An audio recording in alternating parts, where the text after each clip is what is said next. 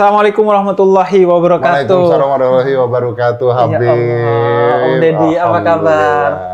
Baik. Akhirnya ketemu lagi. Semakin Gimana? berakhlak. Semakin berakhlak. Semakin Ya? berakhlak. Mualaf lancar.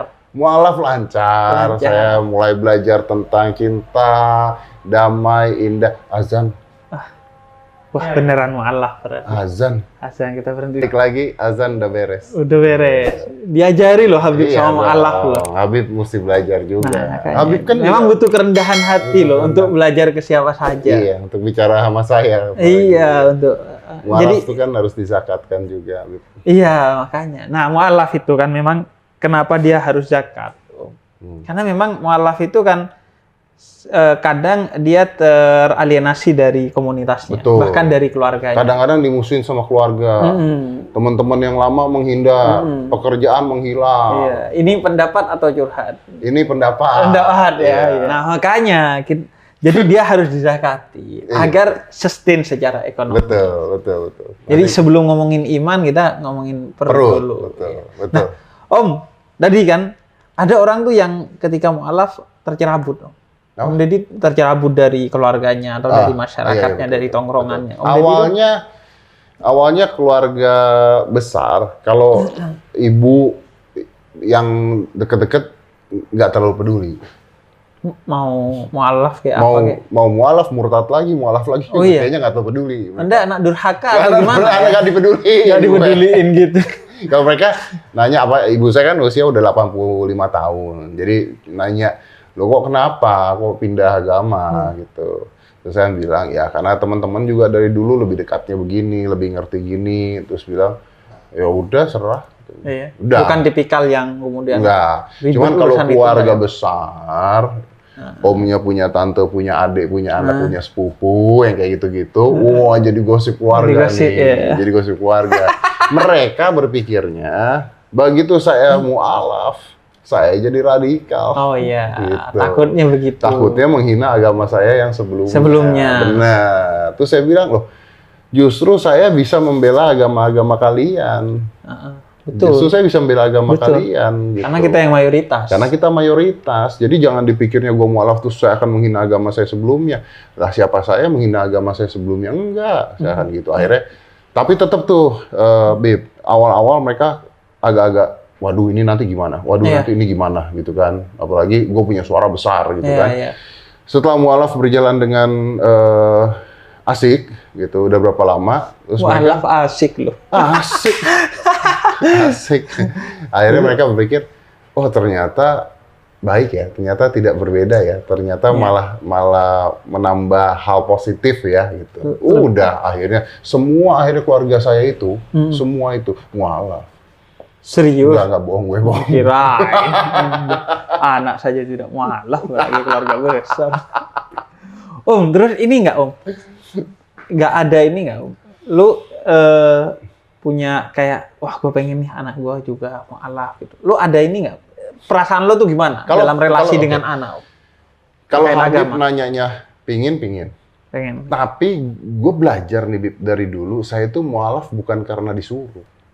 Saya tuh mualaf karena ketemu teman-teman seperti Habib, ketemu teman-teman seperti Gus Miftah, ketemu teman-teman yang positif Islamnya. Nah, saya berharap kalau anak saya ngelihat saya seperti ini, dia kan baru 14 tahun, akhir balik juga belum. Iya. Jadi nantinya dia akan mencontoh, oh ternyata seperti ini. Dibandingkan saya otoriter kan dengan kamu harus begini, kamu harus begini. Gue dulu kalau digituin, saya menghindar gue. Iya. Saya menghindar. Nah ini Beb, yang jadi masalah Beb.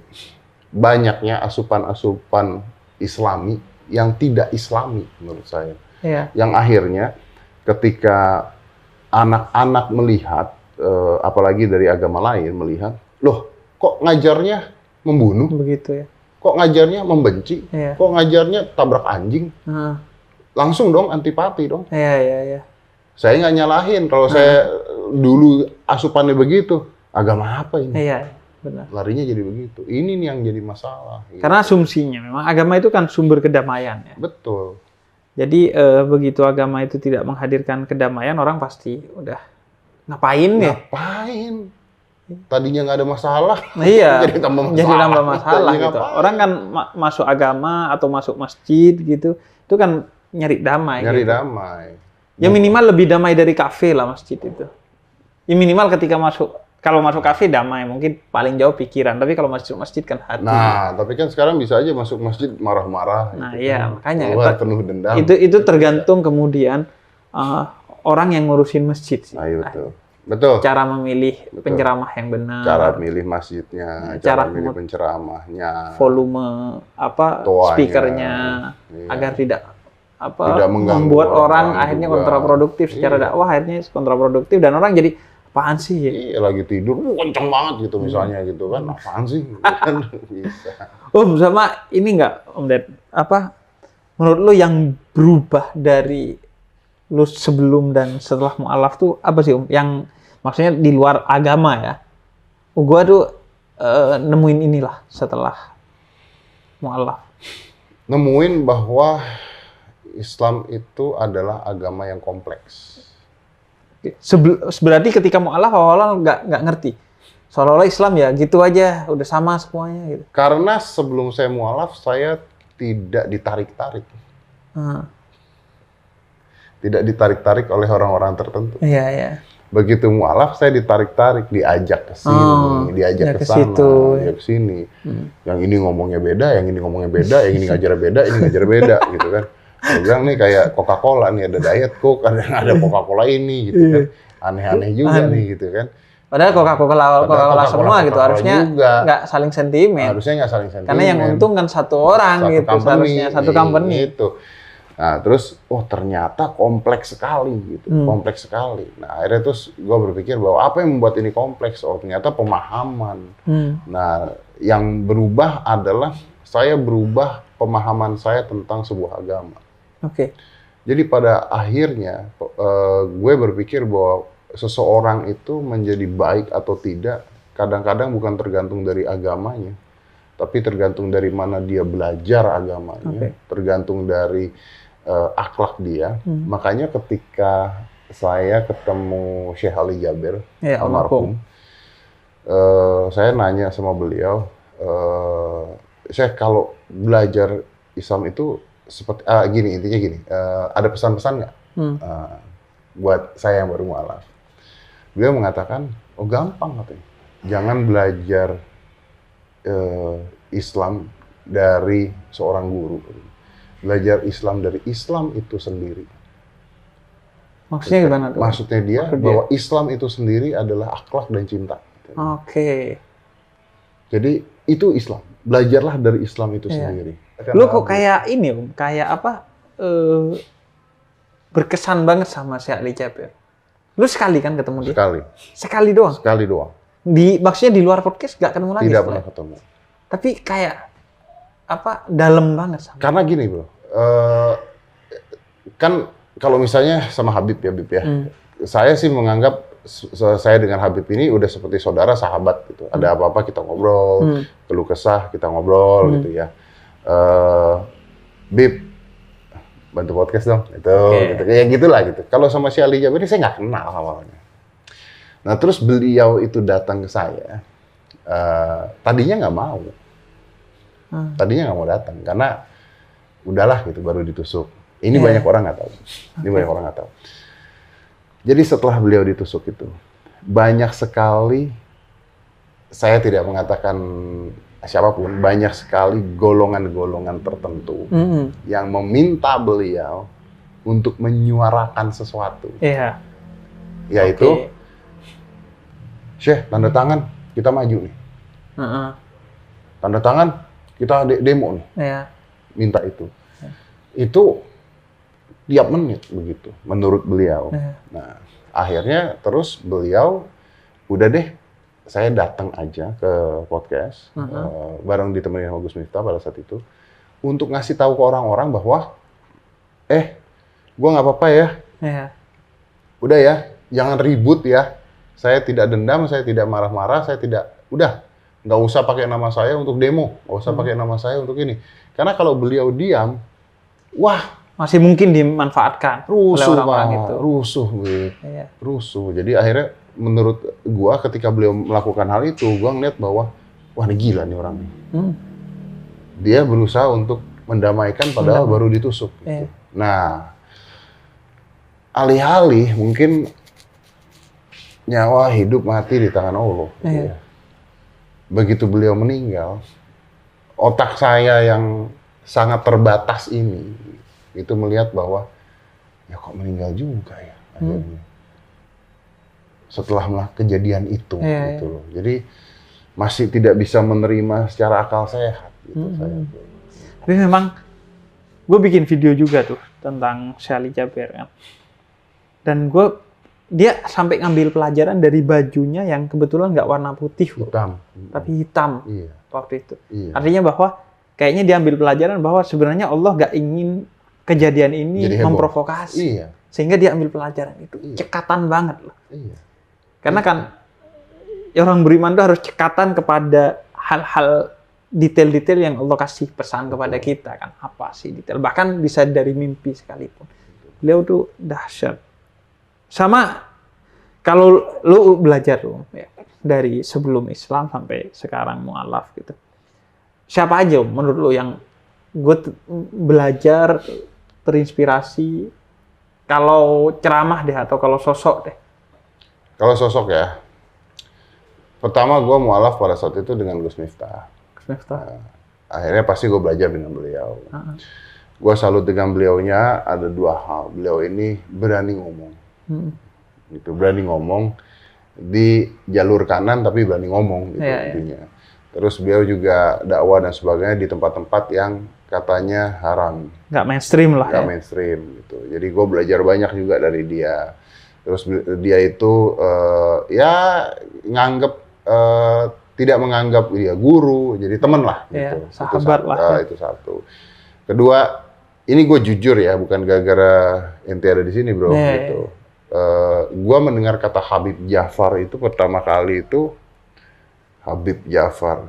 Terus gue nonton, oh, ada Habib begini ya. Gitu. Habib gokil juga nih. Gokil, Habib gokil loh. Habib gokil. Gitu, kan. Tapi yang Habib Ja'far tidak kena ITE. Habib Ja'far gokil. Gokil nih Habib nih. Terus gue ngobrol sama Coki Muslim gitu ya. Terus gue ngeliat bahwa Habib Ja'far ini masuk ke area di mana orang-orang tidak mau masuk karena takut diserang. Gitu. Ya gimana? Ditanya minuman beralkohol. Kumpul sama Coki Muslim. Kumpul sama Coki Muslim. Tapi ternyata yang bikin yang bikin gua dikenal Om Ded, tapi Coki Muslim gitu. Iya betul. Lumayan lah. Tapi kan pahala mereka. Dia jalur neraka itu udah pasti. Gitu kan. Makanya. Tapi Anda temanin gitu. Terus saya berpikir, inilah sebenarnya seorang pemuka agama yang baik menurut saya adalah orang-orang yang seperti ini menurut saya. Gua mungkin salah. Iya. Terus gue belajar banyak dari Habib. Setiap kali ada pertanyaan yang menurut saya tidak masuk ke logika akal berpikir saya selalu nanya. Ya contohnya kayak, bro ada ustadz nabrak anjing dengan sengaja, kayak tadi kita tanya, itu gimana? Ternyata yang Habib sampaikan ke saya berbeda tuh. Gitu. Wah, kalau pemuka-pemuka agama ini seperti Anda semua, Indonesia kayaknya kayak ubin masjid lah ya. Waduh, bukan itu aja bro, akan menjadi tempat pariwisata nomor 1 di dunia. Iya. Pariwisata. Wah, lu bayangin. Islam ya. Iya, jadi bukan soal makanan halal sebenarnya pariwisata tuh ya. Bagaimana kedamaian. Tapi memang sekarang Islam tuh mulai dilirik di Indonesia sebagai kiblat baru lah. Harusnya. Karena di Timur Tengah tuh lebih kacau. Nah iya, harusnya begitu. Sesama Muslim aja bunuh-bunuhan. Nah, sekarang bayangin kalau ada bule nih datang ke Indonesia. Ini kejadian nyata. Saya nggak pernah cerita baru di sini. Gue punya teman bule. Dia tinggal di rumah gua selama 1 bulan penuh. Oke. 1 bulan penuh. Ini bule nih ya. Bule ganteng cowok. Oke. Gitu. Dia jalan karena dia merasa bahwa dia nginep pokoknya sebulan penuh karena ada kerjaan lah di tempat gue. Itu lu setelah mualaf? Sebelum mualaf. Sebelum, oke. Dia jalan pagi-pagi keluar nyari bubur. Karena Seminggu pertama gua kasih lihat makanan-makanan di jalanan yang kaget. Wah, $1 katanya. $1 banyak itu $1 Ini udah. sampah ini kalau $1 di Amerika nggak bisa apa-apa nih. Katanya, sampah di sini dapat bubur ada ayamnya katanya. Aduh. Jadi Padahal di Amerika beberapa dolar juga dapat sampah, Om. Yang food itu. Nah, yang food iya betul. Di sini $1 Anda dapat kesehatan. $1 dapat kesehatan. Terus akhirnya dia pagi-pagi saya belum bangun, dia pergilah nyari bubur jalan sendirian. Pulang dia cerita. Ini kejadian tuh udah lama. Dia cerita, wah, Indonesia. Kenapa? So, gua lagi jalan di jalanan. Tiba-tiba ada mobil berhenti di depan. Set, dibuka kaca mobilnya. Buka kaca. Di sana ada wanita berhijab. Terus ada pria juga. Dengan pakaian Muslim. Dengan pakaian Muslim. Sir. Begitu dia lihat, dia buka, otak temen gue ini mati gua. Mati nih gue. Kalau nggak ditembak, dibom gua. Karena kebanyakan nonton film-film itu. Iya. Dia nggak bisa lari, nggak bisa ngapain, dia diem tertegun doang. Turunlah gitu. Terus si cowoknya bilang, dia udah diem, bisa bahasa Inggris. Dia bilang, my son bilang, you look like bintang film di Amerika. Boleh nggak my son take a picture? Seorang Indonesia. Biasa dong, take a picture, kan? mister. Take a picture, mister. Akhirnya sekeluarga take a picture. Dia pulang, dia cerita sama gua. Terus dia bilang, ini teman-teman gua nggak tahu nih di Amerika. Kayak begini. Karena yang ada di otak mereka adalah, kalau lu lagi jalan bule, di stop mobil dengan orang-orang Muslim, itu pasti bom. Iya. Itu pasti bom. Nah dari sana terus dia cerita ke teman-temannya, lu tahu nggak gua kemarin begini-gini. Jadi nggak benar tuh cerita semuanya tuh nggak benar. Cuman yang jadi masalah adalah banyak cita-cita negatif yang akhirnya keluar karena yang positif tidak keluar. Gitu loh bos. Dan itu sebenarnya imajinasi itu dibangun secara sadar oleh Hollywood. Ada satu film dokumenter yang merekam bagaimana Hollywood itu mayoritas filmnya mendiskriminasi, membangun imajinasi yang buruk tentang Islam dan orang Arab gitu. Jadi dia bikin dokumenter tentang itu gitu. Nanti kalau ini gua tampilin deh filmnya. Nah, jadi itu Om. Kalau buku misalnya Om, lu baca buku-buku keislaman gitu atau apa? Banyak, saya dapat buku-buku keislaman banyak sekali. Oh iya. Banyak banget. Lu ada 1-2 buku lah yang gue baca, gue lupa judulnya juga apa. Karena pada saat saya mu'alaf itu, yang ngirimin buku, ngirimin sajadah, ngirimin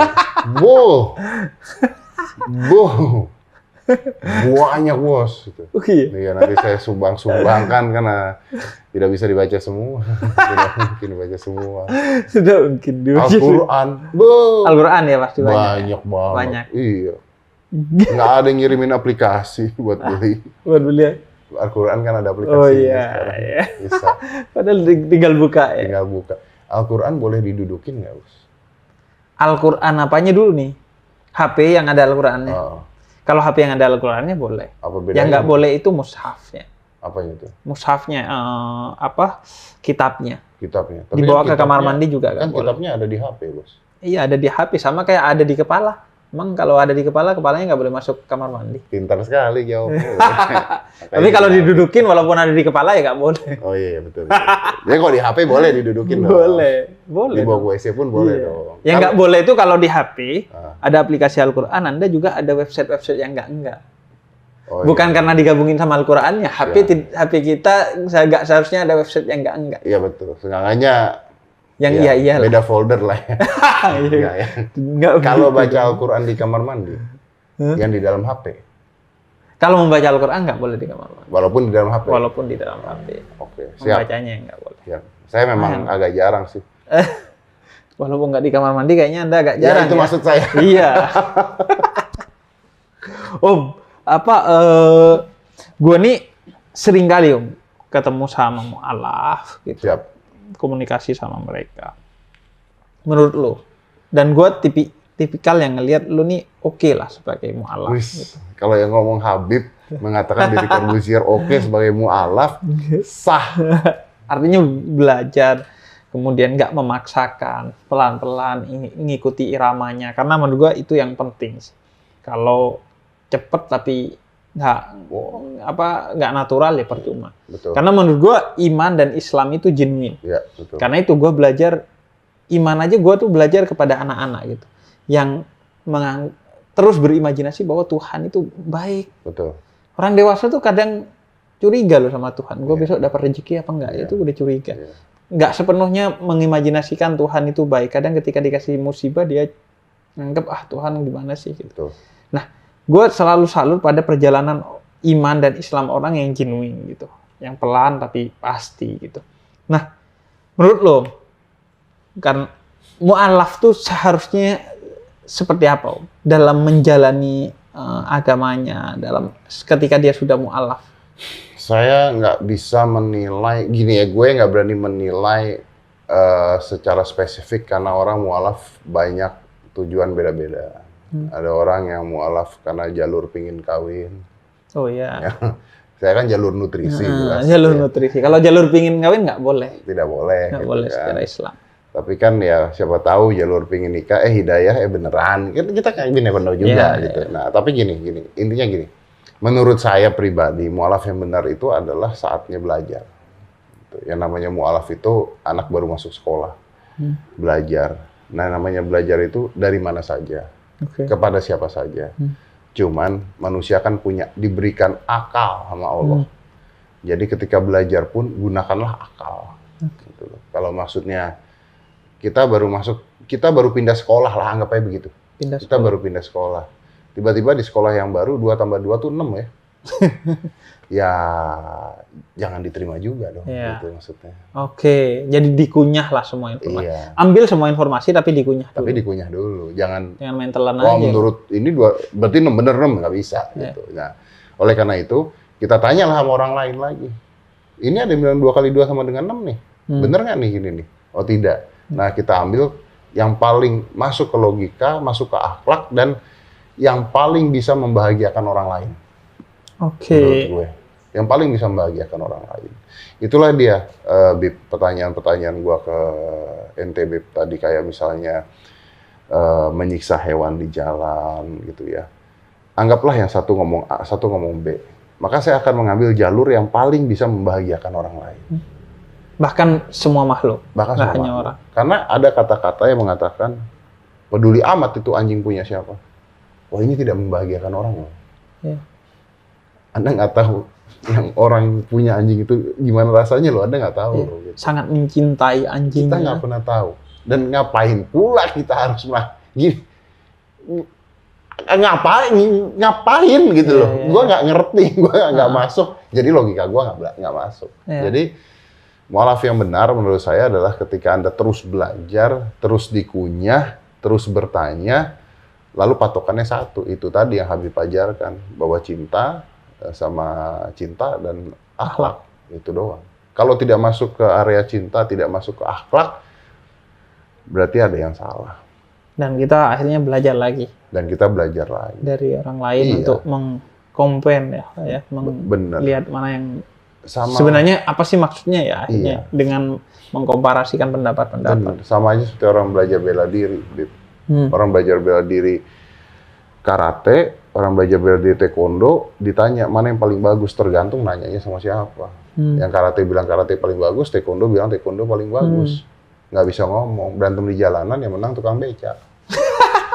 Kalau enggak yang menang yang pegang pistol. Yang menang yang pegang pistol. Lo pakai jurus apapun dari jauh, habis lo. Iya, jadi akhirnya ya kita harus lihat dulu logikanya seperti apa gitu loh.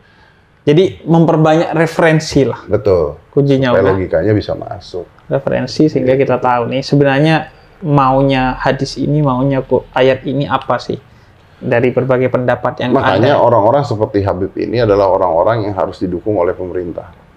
Ya, didukung. Karena orang-orang seperti Habib ini adalah orang-orang yang selalu membantu menyuarakan Pancasila, NKRI, membela, hidup matinya membela. Jangan sampai ketika Habib ada apa-apa tidak dibelain. tenang, tapi ada Allah yang belain saya. Betul. Saya tuh dari kecil Om diajari sama ayah saya, intan surullah yang suruhkum. Lu pegang pokoknya ini, kata ayah saya. Jika lu nolong Allah, Allah akan tolong lu. Ya tentu Allah butuh sesuatu ya, butuh perantara untuk Itu, menolong. perantara. Tapi maksud gua, gua gak merancang apapun untuk minta dibela oleh selain Allah gitu. Jadi biar Allah yang ngurusin. Saya yang mintain barusan. Saya yang mintain barusan. Iya. Saya mintain. Nanti saya ganti, Anda mintain ke pemerintah, nanti saya ganti, saya mintain ke Nabi Muhammad, Anda dikasih syafaat. Alhamdulillah. Ya, di akhirat ya. Anda kasih saya dunia. Tapi jangan saya kasih cepat lah. Jangan cepat-cepat. Ke akhiratnya. Yang terakhir, saya sih berharap bahwa orang-orang seperti Habib ini banyak di Indonesia. Diperbanyak, banyak. Dan saya yakin orang-orang seperti Habib Djafar ini banyak di Indonesia yang namanya tidak terdengar. Gitu. Nah, inilah tugasnya kita, konten kreator, tugasnya pemerintah, tugasnya teman-teman semua yang mulai berani bersuara. Oke. Gitu. Karena Indonesia itu hancur bukan gara-gara orang tidak benar banyak ngomong, tapi banyakkan orang benar malas bicara. Karena bicara diserang, bicara diserbu. Kalau tidak ada orang-orang seperti Habib, tidak ada orang-orang seperti saya contohnya yang berani bertanya begini, maka informasinya akan jadi satu arah. Gitu. Kan kita nggak jelek-jelekin orang, kita nggak ngata-ngatain orang. Tapi kalau kita tidak setuju, kita protes, kita kritik, harusnya bisa. Seharusnya yang dikritik pun senang. Yang dikritik pun senang. Kita dikritik pun ya kita blok kok. Kita senang. Oh iya. Cok gitu, bukan saya. Saya mah. Habib, makasih banyak. Ambil manfaatnya. Makasih Om Ded ya. Habib, Assalamualaikum warahmatullahi wabarakatuh.